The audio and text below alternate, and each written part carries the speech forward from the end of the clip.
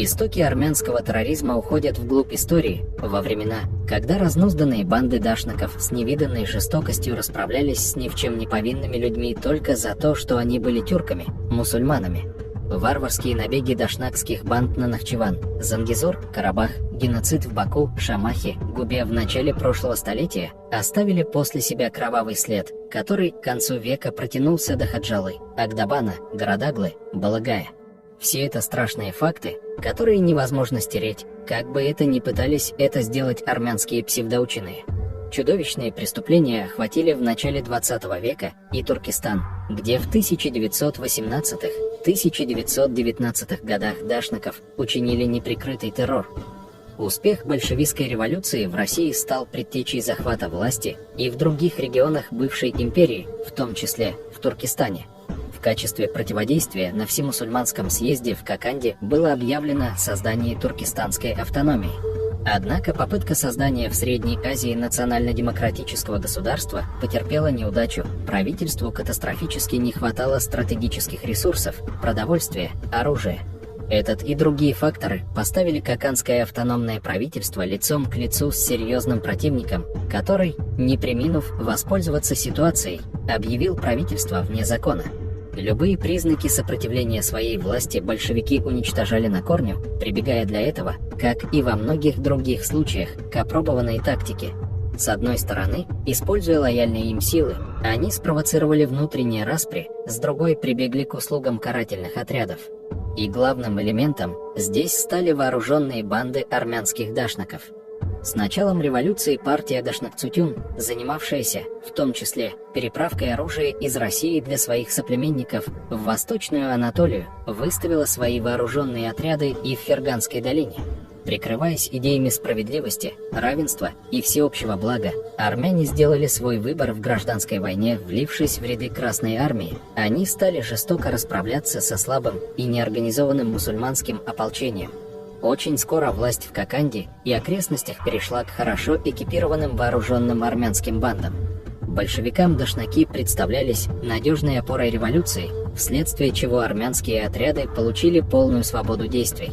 Воспользовавшись этой возможностью, армянские каратели разрушали все на своем пути, захватывая мусульманские селения, сжигая мечети, медресе, разграбляя амбары с хлопком, зерном, любым продовольствием, увозя с собой или забивая скот. В феврале 1919 года армяне учинили неприкрытый террор в Ташкенте, где несколько дней подряд пытали, грабили, убивали невинных людей, стариков, женщин, детей. В то же время армяне запугивали население слухами о планах Красной армии уничтожить старый город с преимущественно мусульманским населением. Многие люди не могли жить в постоянном страхе и вынужденно покидали свои дома. Точную цифру жертв геноцида, учиненного армянами в Коканде, Фергане, Андижане, Ташкенте, других городах, сложно назвать. Некоторые исследователи говорят о десятках тысяч, другие – о сотнях тысяч человек. Разумеется, в то время никто не считал убитых, истерзанных, умерших от голода мусульман. Известный узбекский ученый Шухрат Барлас пишет, что со стороны дашнаков в Ферганской долине с 1918 по 1919 год были разграблены и уничтожены почти все города долины и 180 селений.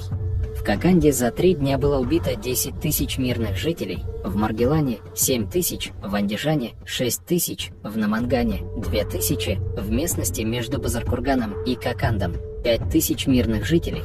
13 февраля 1918 года была резня мирного населения города Коканда и окрестных кишлаков.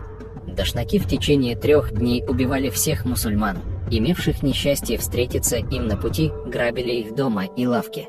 Махалли и кишлаки местных жителей были подожжены, а огромная добыча свалена на вокзале, чтобы ее было удобнее отвозить в качестве трофеев. Не только местные узбеки, составлявшие заметную часть защитников коканской автономии, были перебиты, но и персы, евреи и даже русские сторонники туркестанской автономии и вся их немногочисленные общины в городе Коканде, невзирая на пол и возраст, были убиты. Главная инициатива убийства исходила от армян, ожесточившихся на персидскую общину и на узбеков, отмечает историк. Основные силы дашнаков сожгли Коканд и устроили резню местных жителей, но другой отряд дашнаков после боя с мирными жителями Коканда захватил селение Сузак в Казахстане и расстрелял там всех жителей. Третий отряд Красной Армии, в составе которого были армяне-дашнаки, вступил в бой с народными повстанцами у Базар-Кургана и был вынужден отступить. В течение 20 дней все кишлаки в этой зоне подверглись нападению, где все мусульмане мужского пола, невзирая на возраст, были убиты. Те, кто выжили, хоронили погибших, но дашнаки появлялись вновь и убивали оставшихся, даже тех, кто молился у свежих могил. Ученый пишет, что в начале апреля 1918 года народные ополченцы осадили Наманган, город в Ферганской долине, и его защищал гарнизон, в составе которого вместе с регулярными частями Красной Армии с басмачами сражались два отряда дашнак-цутюн. В июне 1918-го дашнаки совершили налет на город Ош. В декабре того же года вторглись в окрестности Джалал-Абада в северной части Ферганской долины. В декабре 1918 года в кишлаке Ханулабар отряд дашнаков похитил всех женщин-мусульманок и привез их как трофей в Андижанскую крепость. Встав на пути дашнаков, мусульманские повстанцы, прозванные советскими идеологами басмачами, организовали успешные операции, вынудив карателей спасаться бегством и укрыться в крепостях, ожидая подмоги от Красной Армии. Но и сами большевики осознали, что карательные акции армян только отталкивают местное население от революционных идей, усиливая силы сопротивления. В мае 1919 года большевики под давлением своих сторонников из числа мусульман приняли решение разоружить и расформировать армянские боевые части. Они были распущены и перестали действовать в качестве автономной единицы, но не были разоружены.